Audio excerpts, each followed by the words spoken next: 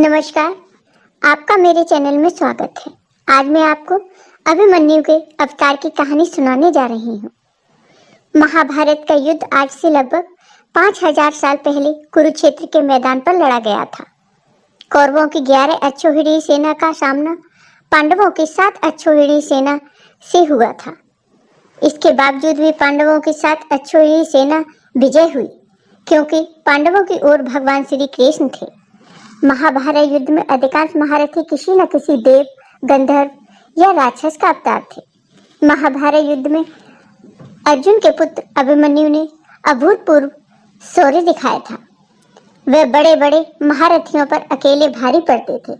उन्होंने भीष्म पितामह, गुरु द्रोणाचार्य, अश्वत्थामा, कृतवर्मा, कर्ण, कृपाचार्य, दुर्योधन जैसे श्रेष्ठ महारथियों से युद्ध किया था। अभिमन्यु भगवान श्री कृष्ण के शिष्य थे, लेकिन बहुत कम लोग जानते हैं कि अभिमन्यु किसके अवतार थे। तो अपने इस वीडियो में मैं आपको बताऊंगी कि अभिमन्यु किसके अवतार थे। एक बार सुभद्रा अर्जुन द्वारका में थे और सुभद्रा अर्जुन के साथ होने के उपरांत भी बहुत उदास रहती थी। भगवान श्री कृष्ण सुभद्रा की उदासी का कारण समझ गए। तब भगवान श्री कृष्ण ने सुभद्रा से कहा, क्या कारण है सुभद्रा जो तुम दुखी हो? इस पर सुभद्रा ने कहा, भ्राताश्री, आप तो सब कुछ जानते हैं, फिर भी यह पूछ रहे हैं। इस पर भगवान श्री कृष्ण ने सुभद्रा से कहा, ठीक है, मैं सब कुछ जानता हूँ, तो मैं तुम्हें बताता हूँ। अब तुम्हारे खुश होने के दिन आने वाले हैं। शीघ्र ही तुम एक पराक्रमी पुत्र की माँ बनोगी। वह पुत्र तुम्हारे और अपने नाम की कीर्ति इस संपूर्ण संसार में बिखेरेगा। ये मेरा आशीर्वाद है। इतना सुनते ही सुभद्रा की खुशी का ठिकाना न रहा। इसके बाद भगवान श्री कृष्ण चंद्रदेव को बुलाते हैं। चंद्रदेव द्वारका आते हैं। फिर भगवान श्री कृष्ण चंद्रदेव से कहते हैं कि मैंने धर्म स्थापना के लिए पृथ्वी पर अवतार लिया है।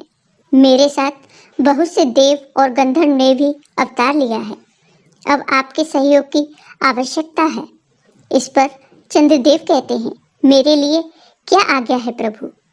तब भगवान श्री कृष्ण कहते हैं, मेरी आज्ञा से अपने पुत्र को पृथ्वी पर सुभद्रा पुत्र के रूप में अवतार लेने को कहो।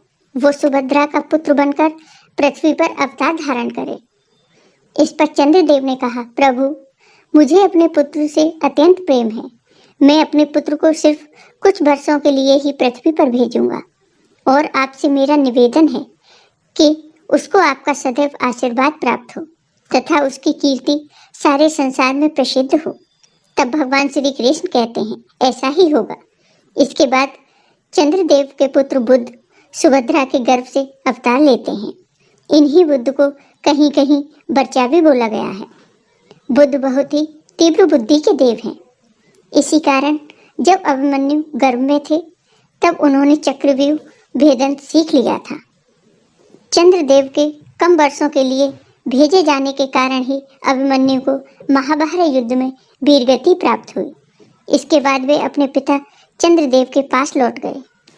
इस प्रकार सुभद्रा और अर्जुन पुत्र चंद्रदेव के पुत्र बुद्ध के अवतार थे। आपको ये वीडियो पसंद आया हो तो लाइक कीजिए, शेयर कीजिए और मेरे चैनल को सब्सक्राइब कीजिए। साथ ही बेल आइकन पर क्लिक जरूर कीजिए, जिससे हमारे वीडियो के नोटिफिकेशन आपको मिलते रहें। धन्यवाद।